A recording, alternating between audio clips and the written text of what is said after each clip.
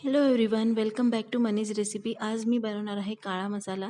या मसाल्यामध्ये खूप खूप वस्तू आहे आणि त्या वस्तू मी पूर्णपणे जास्तीत जास्त व्हिडिओ तुम्हाला चांगला बनवून दाखवण्याचा प्रयत्न केलेला आहे. तुम्हाला काही क्वेश्चन असतील त्यानंतर तुम्ही मला कमेंट करून विचारू शकता. हे खूप सामान आहे आणि जसं सामान आणलं आहे तसंच मी ते तसंच्या तसा व्हिडिओ तुम्हाला दाखवण्याचा प्रयत्न केलेला आहे. तर अजूनपर्यंत तुम्ही सबस्क्राईब केलं नसेल माझ्या चॅनलला तर सगळ्यात पहिले सबस्क्राईब करा मनीज रेसिपी या कुकिंग चॅनलला आणि बेल आयकॉनला प्रेस करा. याने तुम्हाला माझ्या रेसिपीजचे नोटिफिकेशन मिळेल. एकही तुमची रेसिपी मिस नाही होणार. तर 1 किलो खोबरं इथं पहिले भाजून घेतलं आहे तेलावर. तसेच 1 किलो धने दगडफूल घेतलेलं आहे इथं. त्याप्रमाणे 1 किलो कांदा घ्यायचा आहे चिरून आणि 2 ते 3 दिवस तुम्हाला असा उन्हात वाळवून घ्यायचा आहे कडक. त्यानंतर इथे जिरे, बडीशोप, शहाजिरे, लवंग, मिरे आणि एक जायफळ घेतलेलं आहे. हे सगळं प्रमाण मी तुम्हाला शेवटी लिस्ट टाकलेली स्वतःच्या हाताने मी बनवून लिस्ट टाकलेली, कारण एवढं सगळं मी टाईप करू शकत नव्हते. दालचिनी आणि इथं सुंठ घेतलेली आहे. त्यानंतर तेजपान घेतलेले आहे इथे आणि दुसरे सुके अख्खे खडे मसाले, विलायची आहे, त्रिफळा घेतलेला आहे, एक स्टार फूल घेतलेलं आहे, जावेत्री घेतलेली, मोठी विलायची, छोटी हिरवी विलायची आणि मेथी घेतलेली. मेथी टाकायची तुम्हाला. तसंच जे खोबरं आपलं भाजून झालेलं आहे त्यामध्ये 1 वाटी कसुरी मेथी नंतर ॲड करून टाकायची तुम्हाला. तसंच खसखस घेतली इथे 250 ग्रॅम जवळपास खसखस आहे आणि त्याच्यात 1 वाटी तीळ घेतलेला आहे इथे. हे सगळं प्रमाणाची लिस्ट मी तुम्हाला शेवटी लिहून टाकलेली, ज्याने तुम्हाला कन्फ्यूज होणार नाही आणि जास्तीत जास्त हा व्हिडिओ मी होईल तेवढा इझी आणि शक्य तुम्हाला सोप्या पद्धतीने दाखवण्याचा प्रयत्न केलेला आहे. तर हे सगळे जे सुके खडे मसाले ते आपल्याला पहिले तेल टाकून भाजून घ्यायचे. थोडं थोडं तेल टाकून याला भाजायचं आहे. याला पूर्ण भाजायचं असं आहे की ते गुलाबी रंगाचं झालं पाहिजे, पण जळालं पण नाही पाहिजे, कुरकुरीत करून घ्यायचे. त्यानंतर सुकवलेला हा उन्हात वाळवलेला कांदा आहे, तो थोडं तेल टाकून अशा प्रकारे भाजून गुलाबी रंगाचा होईस्तोवर तुम्हाला भाजायचा आहे. अशा 2 कढया ठेवायच्या तुम्ही, म्हणजे फटाफट हे मसाले सगळे भाजून होतात आणि वेळ पण कमी लागतो. कांदा आपला पूर्ण गुलाबी रंगाचा भाजून झालेला आहे आणि पहिले सुके मसाले खडे ते पण भाजून झाले. आता दगडफूल आपल्याला टाकून ते पण भाजून घ्यायचं आहे थोडं तेल टाकून. थोडं थोडं तेल 1 ते 2 चमचे, 1 ते 2 पोह्याचे चमचे जे असतात तसं तुम्ही तेवढं टाकून तेल तुम्ही मसाले हे सगळे भाजून घ्यायचे.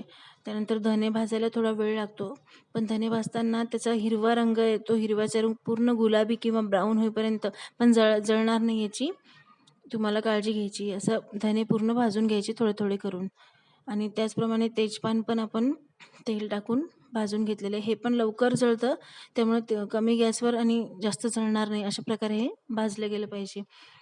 त्यानंतर हे सगळे सुके मसाले आणि कांदा, खोबरं सगळं आपलं भाजून झालेलं आहे आणि खसखस तुम्हाला शेवटी भाजायची आहे, कारण खसखस आणि तीळ हे लगेच जळतात. त्याच्यातच सुंठ तुम्ही टाकून द्यायची आणि त्याला 1 ते 2 मिनटं फक्त ही खसखस तुम्हाला भाजून घ्यायची आहे. दाखवतेच आहे मी पुढं व्हिडिओमध्ये. 2 ते 3 मिनटं ही खसखस भाजून घेतलेली, त्यातच तीळ आणि सुंठ ॲड केलेले आहे. तर सगळ्यात आपल्याला हे कांदा, खोबरं हे शेवटी काढायचं आहे. सगळ्यात पहिले आपल्याला सुके मसाले, धने ह्यांची पूड मिक्सरमधून करून घ्यायची आहे. तर सगळ्यात पहिले सुके मसाले फिरवून घ्यायचे. फिरवले की लगेच चाळणीत टाकायचे, चाळायचे आणि जो वरचं जाडसर राहतं ते थोडं मिक्सरमध्ये परत टाकून पुढचा मसाला त्यामध्ये असा ॲड करायचा. असं करत नेहमी ज्या वेळेला तुमचं जाड निघेल त्या वेळेला ते मिक्सरमध्ये ॲड करून परत त्यात असा पुढचा मसाला टाकायचा आणि ते बारीक फिरवत राहायचं. असं करत तुम्हाला मिक्सरमधून फिरवलं की लगेच चाळायचे हे मसाले पूर्ण. दगडफूल पण आपण बारीक फिरवून चाळून आता त्याला नंतर चाळून घेणार आहोत. तोपर्यंत मिक्सरमध्ये कांदा टाकला आहे आणि जे दगडफूल आपण मिक्सरमधून फिरवलेलं आहे ते पण चाळून घ्यायचं आहे पूर्णपणे नीट. हे सुके मसाले सगळे एकत्रच चाळत जायचे. फक्त जाडसर जे तुमचं राहतं ते तुम्ही बाजूला काढून नंतर पण त्याला म्हणजे मिक्सरमधून फिरवू शकता.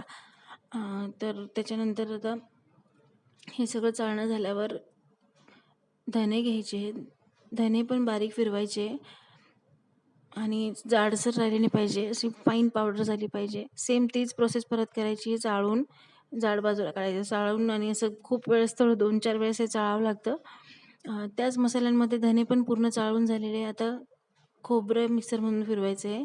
खोबरं हे शेवटी फिरवते आहे की खोबऱ्याला तेल सुटतं आणि त्याचा चिकट गोळा बनतो. त्यामुळे खोबरं हे सगळे सुके मसाले मिक्सरमधून फिरवल्यानंतरच तुम्ही खोबरं लास्टला मिक्सरमधून काढायचे. त्याचं तेलकटपणा सुटतो आणि ते पुढं दाखवणारच आहे मी तुम्हाला. जे आपले सगळे मसाले भाजले त्यात हे खोबरं वाटलेलं तुम्ही ॲड करायचं आहे. याच्या गाठी होतात थोड्याशा, त्या हाताने मोकळा करून याला पूर्ण मिक्स खोबरं पूर्णपणे आपलं फिरवून घ्यायचं सगळे खोबरं. आणि त्यात 5 चमचे हळद घालायची, 4 ते 5 चमचे हळद घालायची. हळदीने टिकतं आणि मसाला तसा ठेवू नये, त्यामुळे हळद याच्यात घालावं लागते. तर हे सगळं पुन्हा एकदम परफेक्ट मिक्स त्याला देण्यासाठी परत मिक्सरमधून तुम्ही काढून घ्यायचं. आणि खसखस, तीळ आणि सुंठ हे लगेच बारीक होतं, त्यामुळे हे पण मिक्सरमधून काढून त्यात ॲड करायचं आहे. खूप लगेच बारीक होतं, याचा वास खूप छान येतोय मसाल्याचा, घरातच नाही घराच्या बाहेरपर्यंत वास सुटलाय सगळा मसाल्याचा. तर खसखस आपली आता बारीक काढून झालेली आहे, ती आता त्या मसाल्यामध्ये ॲड करायची. परत त्याला मिक्स करून, आणि हाताने हे नीट मिक्स होत नाही, त्यामुळे परत एक मिक्सरमधून, आपला मसाला ऑलरेडी बारीक झालेला आहे त्यामुळे एक फटाफट चक्कर मारून त्याला मिक्स करून घ्यायचे.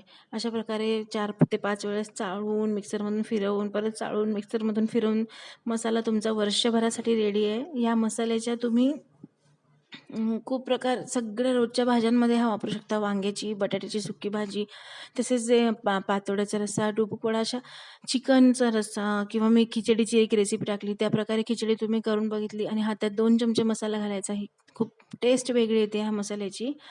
तर रेसिपी खूप प्रयत्न केला चांगल्या दाखवण्याचा, आणि माझ्या हाताने स्वतःने मी लिस्ट इथं लिहून शेवटी तुम्हाला दाखवणार आहे याच्या प्रमाणाची लिस्ट. कारण एवढं टाईप करून तुम्हाला ते हे व्यवस्थित मलाही टाईप नसतं जमलं, त्यामुळे लिहूनच ती लिस्टच पूर्ण तुम्हाला टाकलेली आहे मसाल्यांची मेजरमेंट सहित. तर तुम्हाला रेसिपी आवडल्यास नक्की लाईक करा, कमेंट करा, शेअर करा, आणि मसाला हा नक्की बनवून बघा आणि तुमच्या घरच्यांना नवीन रेसिपीज करून खायला घाला. तर भेटूया एक नवीन रेसिपीसोबत. तोपर्यंत बाय बाय.